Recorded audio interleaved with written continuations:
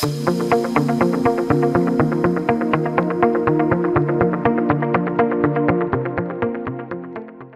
Chambre régionale des comptes de Centre-Val de Loire est la juridiction chargée de contrôler le bon usage de l'argent public par les collectivités locales de son territoire.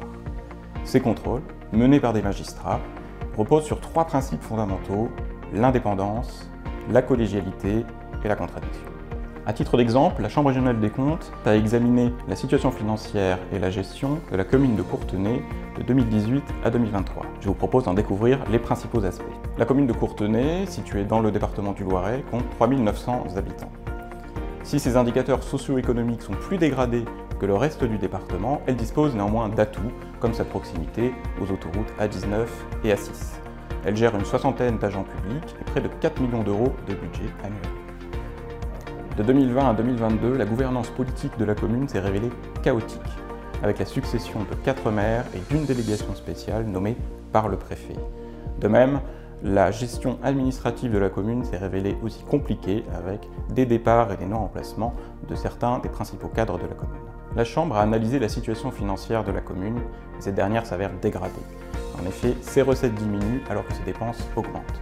Par exemple, le produit des impôts locaux directs diminue de près de 4% par an en moyenne depuis 2018, alors que les dépenses liées au personnel augmentent de près de 2% par an. De même, la commune subit les conséquences de la réalisation de 2 projets importants, un pôle culturel et associatif et une chaufferie bois, pour un coût total de près de 7,4 millions d'euros qui dépassait les capacités financières de la commune. Cette dernière a donc eu recours à de la dette, augmentant son endettement de 5,3 millions d'euros. Aujourd'hui, la commune n'a plus la capacité de financer ces investissements nouveaux.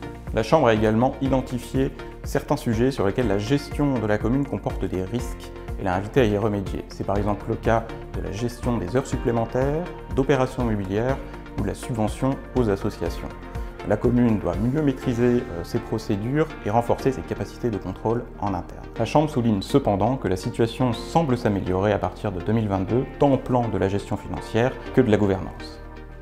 La Chambre a formulé 9 recommandations pour aider la commune à améliorer sa situation, comme par exemple assurer un contrôle effectif du recours aux heures supplémentaires ou bien de mettre en place un dispositif de prévention des risques déontologiques. Le rapport a été présenté au conseil municipal par le maire, permettant aux élus municipaux d'en débattre. Le rapport est consultable sur le site internet de la Chambre et a vocation à alimenter le débat public.